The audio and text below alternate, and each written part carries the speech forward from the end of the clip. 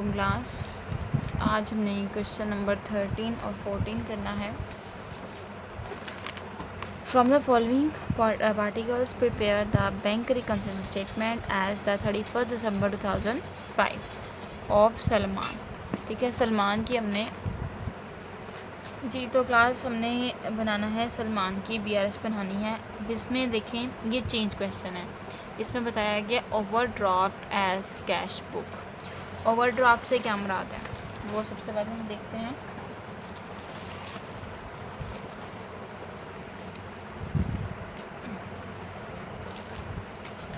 Overdraft से मुराद होता है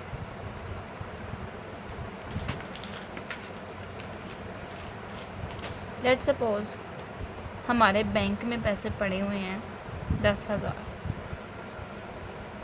ठीक हो गया।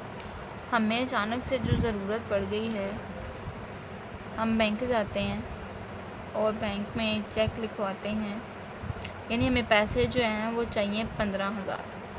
हम बैंक वालों से कहते हैं कि अभी इसकी बात अगर अभी बैंक की बात करते हैं, बैंक वालों से कहते हैं कि हमें जो है वो चेक यानी कि हमें 15,000 रुपये की ज़रूरत है। ठीक है, बैंक वाला कहता है कि आपके तो अकाउंट में 10,000 पड़े हुए हैं, 15,000 तो है ही नहीं है, क्योंकि लिमिट आपकी 10,000 तक है। एक्स्ट्रा अमाउंट जो होगी वो आप नहीं निकलवा सकते क्योंकि आपके अकाउंट में इतने पैसे है ही नहीं। तो फिर बैंक वाला हमें एक सहूलत देता है, वो ये कहता है कि 10,000 तो आपके अपने हैं, ठीक है, बाकी जो ऊपर से ये 5,000 हैं ये हम आपको देते हैं। यानी कि ये बैंक वाले जो हैं, बैंकर जो है अपने कस्टमर को खुद से एक जो है वो अमाउंट दे देता है उसकी ज़रूरत पूरी करने के लिए, क्योंकि हम बैंक के कस्टमर होते हैं। यानी कि बैंक का जो बहुत लॉयल मतलब जिसका बड़ा वफादार जो कस्टमर है उससे जो है वो रियायत कर लेते हैं। अक्सर हम भी होता है ना कि किसी दुकान पे जाते हैं तो अगर हम किसी के कस्टमर बने हो तो वो हमें उधार भी चीज़ दे देता है। ठीक है, इसी तरह से बैंक के अगर हम कस्टमर हैं तो अगर हमें 10,000 की ज़रूरत है तो बैंक हमें जो है वो एक्स्ट्रा अमाउंट खुद से पे कर देगा। जब बैंक हमें एक्स्ट्रा अमाउंट खुद से पे करेगा तो इसका मतलब क्या हो गया कि कस्टमर जो है वो बन जाएगा क्रेडिटर बैंकर का। किस तरह से कि बैंकर ने अब इससे 5,000 जो है वो वसूल करना है और कस्टमर के ऊपर जो है वो एक किस्म का उधार चढ़ गया है, कितना, 5,000 का। इसको कहा जाएगा ओवरड्राफ्ट, कि अपनी अमाउंट जितनी हमारी बैंक में पड़ी हुई है उससे ज़्यादा रकम निकलवा लेनी। ज़्यादा रकम हमने 5,000 ज़्यादा निकलवाया तो इसको हम ओवरड्राफ्ट कहेंगे। इस दौरान हमारे पास जो कैश बुक है वो हो जाएगी क्रेडिट। किस बेस पे क्रेडिट होगी? क्योंकि अब हम जो हैं वो क्रेडिटर हैं, हमने लिया हुआ उधार बैंक से। जब हम बैंक में पैसा जमा करवाते हैं, हम डिपॉजिट की पहले बात करते हैं, ठीक है, बैंक में पैसा जमा करवाते हैं तो हमारी जो कैश बुक होती है उसमें बैंक हमारे पास डेबिट होता है। ठीक हो गया। और पासबुक में हम कस्टमर जो होते हैं, ठीक है, वो बैंकर के पास क्रेडिट होता है, क्योंकि बैंक ने हमने जो बैंक में रकम जमा करवाई होती है वो बैंक की तरफ से उधार होती है, इसलिए बैंक उसको क्रेडिट करता है और हम उसको डेबिट करेंगे। अब हमने बैंक वालों से उधार ले ली रकम। जब बैंक वालों से हमने उधार रकम ली, हमारे पास बन गई लाइबिलिटी। ठीक है, और लाइबिलिटी मतलब कि हमारी जिम्मेदारी है कि हमने उनको पैसा वापस करना है, तो हमारी तरफ जो लाइबिलिटी है वो हो जाएगी क्रेडिट। ठीक है, और बैंक की तरफ से बैंक ने जो हमें पैसा, अब बैंक ने आने वाले वक्त में पैसा हमसे वसूल करना है। ठीक है, जब पैसा बैंक ने वसूल करना है तो पासबुक में वो उसको अपनी तरफ कर देगा डेबिट। इसी तरह से याद रखिएगा, जब ओवरड्राफ्ट बैलेंस होगा, ठीक है, जब ओवरड्राफ्ट बैलेंस होगा उस सूरत में हमारे पास कैश बुक हो जाएगी क्रेडिट और पासबुक हो जाएगी डेबिट। ठीक हो गया। अब इसी तरह से यहाँ पे उन्होंने दिया हुआ है बैलेंस हमें एज़ पर कैश बुक 5100, तो उन्होंने यहाँ पे बताया है कि ओवरड्राफ्ट बैलेंस है। ओवरड्राफ्ट बैलेंस से क्या मुराद होगा कि हमारी कैश बुक जो है वो क्रेडिट है। तो हम सबसे पहले कुछ इस तरह से लिखेंगे, balance as per cash book हो जाएगा हमारे पास क्रेडिट 51,000। अब क्रेडिट बैलेंस आ गया, जैसे मैंने आपको पहले बताया था, debit plus credit plus credit minus और डेबिट माइनस। अब हमारे पास क्रेडिट है, ठीक हो गया। अब जितनी भी डेबिट की वैल्यूज़ होंगी वो हम माइनस कर देंगे और जो क्रेडिट की वैल्यू होंगी वो हम प्लस कर देंगे। यहाँ हम हेडिंग देते हैं ऐड की, ठीक है। पहला जो है देखते हैं हमारे पास क्या है, bank interest on bank overdraft debited in passbook. अब याद रखिएगा एक और बात कि जब बैंक हमें पैसा देता है, लेट सपोज ये 10,000 रुपीज़ जो थे ये हमारे पड़े हुए थे बैंक में, बैंक इसके ऊपर हमें इंटरेस्ट देता है, ठीक है, जो कि हमारे लिए क्या होगा, प्रॉफिट होगा, ठीक हो गया। अब इस तरह से जो 5,000 ऊपर इसने बैंक ने हमें दिया है, इसके अगेंस्ट बैंक हमसे इंटरेस्ट वसूल करेगा, क्योंकि आपने बैंकिंग में भी पढ़ा हुआ है कि बैंक एक ऐसा इदारा है जो कि क्या करता है, सूद पर कारोबार करता है। जिनसे उधार लेता है उनको सूद पे रकम वापस करता है और जिनको उधार देता है उनसे सूद पे रकम जो है वो उनसे वापस लेता है, ठीक है। इसी तरह से अब बैंक ने अगर हमें उधार, इनके हमने बैंक को उधार दिया है तो बैंक हमें सूद पे जो है वो रकम वापस करेगा, ठीक हो गया। लेकिन अगर बैंक ने हमसे लिया है तो वो हमसे सूद पे वापस लेगा। अब यहाँ पे बात हो रही है इंटरेस्ट ऑन बैंक की, ठीक है।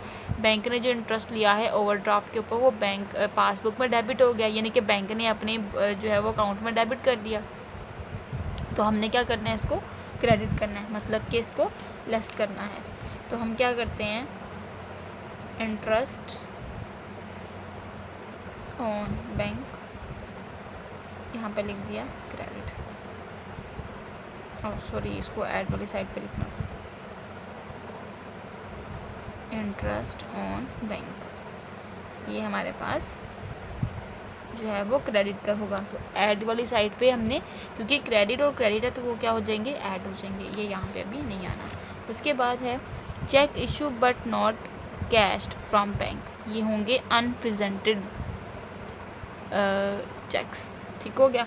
अनप्रेजेंटेड चेक हमारे पास डेबिट होते हैं, तो इसका मतलब हम उसको नीचे लिखेंगे, डेबिट रहेंगे लास्ट वाली साइड पे, अनप्रेजेंटेड चेक्स डेबिट, ठीक हो गया। वो कितने हैं, नहीं ये इसकी वैल्यू नहीं लिखी यहाँ पे, 115 और ये आ जाएगा 900। उसके बाद cheque paid in but not clear by bank, ये अनक्रेडिटेड चेक होंगे।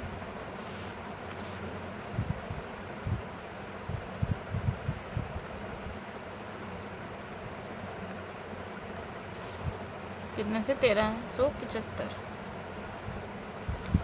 उसके बाद है bill receivable discounted with the bank on in the November but dishonour 31 December 315। अब ये बिल जो है हमारा डिसऑनर हुआ है, हमने यानी कि बिल डिस्काउंट करवाया था, ठीक है। बिल डिस्काउंट करवाने का मतलब ये होगा कि हमने बैंक में गए थे अपना बिल जो है उनको देने के लिए, ठीक है, जो कि हो गया डिसऑनर। अभी बिल डिस्काउंटिंग की मैं डिटेल में नहीं जाऊंगी, ये हम नेक्स्ट एक चैप्टर पढ़ेंगे उसमें इसकी डिटेल आएगी। फिलहाल याद रखिएगा कि बिल डिस्काउंट का मतलब होता है कि हम कम कीमत में अपना बिल बैंकर को दे देते हैं, ठीक है। अब यहाँ पर उन्होंने क्या बताया है कि वो बिल डिस्काउंट करवाया है बैंक से, नवंबर को करवाया था, लेकिन दिसंबर में आके वो डिसऑनर हो गया। तो आपको पता है कि जो हमारे पास डिसऑनर बिल्स या चेक्स होंगे वो क्रेडिट होंगे, तो हम इसको भी क्रेडिट कर लेंगे, यानी कि ऐड वाली साइड पर लिख देंगे, बिल रिसीवेबल इज डिसऑनर,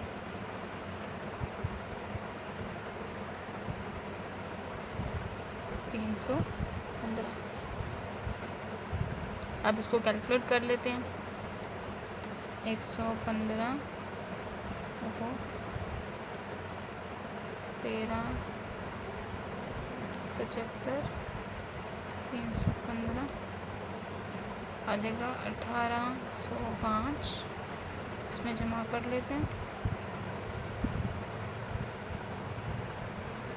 और 900, ये वाला 900 यहाँ पे लिख लिया। अब इसको माइनस कर लेते हैं तो बस आ गया 6005। ये बैलेंस आया है हमारे पास। ठीक है, ये दोबारा से आपको दिखा देती हूँ। 51 था, हमने इन तीनों को प्लस किया तो हमारे पास ये वैल्यू आ गई। अब इस वैल्यू को इन दोनों को आपस में जमा कर लिया तो ये वैल्यू आ गई। अब यहाँ पे 900 एक ही था, अगर 2-3 अमाउंट हो तो जमा करके लिख लेते, इसलिए 900 डायरेक्टली हमने यहाँ पे ले लिया, उसको हमने लेस कर लिया तो हमारे पास ये वैल्यू आ गई। इसको लिखेंगे हम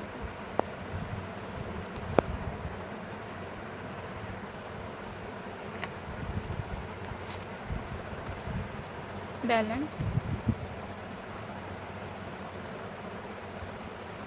एज पर पासबुक, और इसके साथ हम डेबिट लिख देंगे क्योंकि ओवरड्राफ्ट में इसका बैलेंस डेबिट होगा।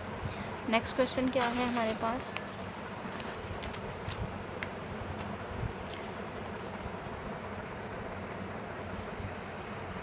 इस पे फोकस करिएगा।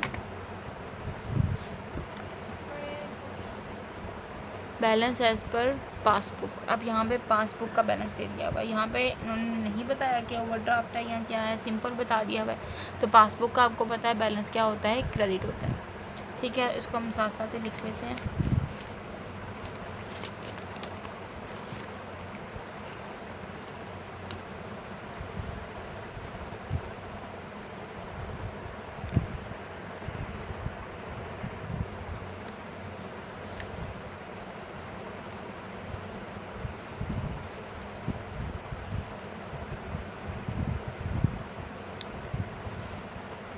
ये होता है क्रेडिट बैलेंस, कितना बताया इन्होंने, 5434। अब ऐड की हेडिंग दे देते हैं और लेस की हेडिंग दे देते हैं। अब ये है cheque issue but not present, ये होते हैं अनप्रेजेंटेड चेक, और अनप्रेजेंटेड चेक को हम डेबिट करते हैं तो हमारे पास ये माइनस हो जाएगा 1060। तो यहाँ पे हम प्रेजेंटेड चेक्स लिख लेते हैं 1060। उसके बाद है cheque deposit but not cleared. ठीक है, अब चेक हमने जो है वो डिपॉजिट करवाए हैं लेकिन वो नॉट क्लियर्ड है, यानी अनक्रेडिटेड चेक है। तो अनक्रेडिटेड चेक होते क्रेडिट है, तो उसको अब क्रेडिट साइड पे लिखते हैं।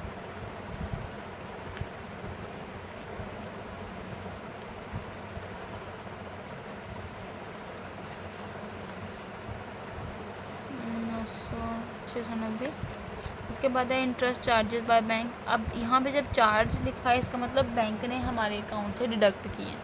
ठीक है, इंटरेस्ट चार्ज बाय बैंक ₹36। तो बैंक ने जो है वो 36 रुपीज़ जो है वो इंटरेस्ट चार्ज किया है, यानी कि उसने क्रेडिट किया है।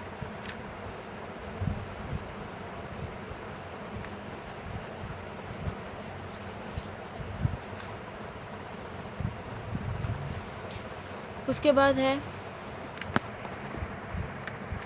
Interest on government securities 70 rupees. अब ये जो गवर्नमेंट सिक्योरिटीज़ हैं ये हमने डेबिट करनी है।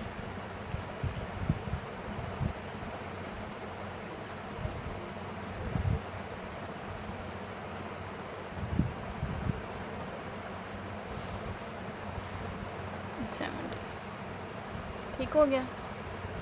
अब जो है वो कैलकुलेट कर लेते हैं, इन दोनों को जमा करके यहाँ पे लिख लेते हैं। 690 जमा 36 हमारे पास आ जाएगा 726। अब इसी तरह से इसमें जमा कर लेंगे इसको, तो हमारे पास आ गया 6160। अब इन दोनों को कर लेते हैं, इसको जमा कर लेते हैं 70, हमारे पास आ जाएगा 1130। अब इन दोनों को जमा माइनस कर लेंगे हम, हमारे पास आ जाएगा 5030। अब यहाँ पे हमें क्या दिया हुआ था, हमें यहाँ पे दिया हुआ था बैलेंस एज पर पासबुक। अब पासबुक का जब बैलेंस हमारे पास होगा तो इसका मतलब हमने क्या करना है, नीचे कैश बुक लिखना है। अगर नीचे कैश बुक होगा तो ऊपर पासबुक, इस तरह से अगर यहाँ पे कैश बुक होगा तो यहाँ पे पासबुक। अब यहाँ पे पासबुक है तो अब यहाँ पे क्या लिखेंगे, balance as per cash book, ठीक है, डेबिट, इस तरह से। ये तो थे हमारे क्वेश्चन 13 एंड 14। इंशाल्लाह नेक्स्ट हम क्वेश्चन नंबर करेंगे 15 एंड 16। इसको आप खुद भी ट्राई करिएगा, अगर आपसे ये हो जाते हैं तो ठीक है, नहीं तो मैं आपको करवाऊँगी इंशाल्लाह। नेक्स्ट हम ये क्वेश्चन करेंगे, तब तक के लिए अल्लाह हाफ़िज़।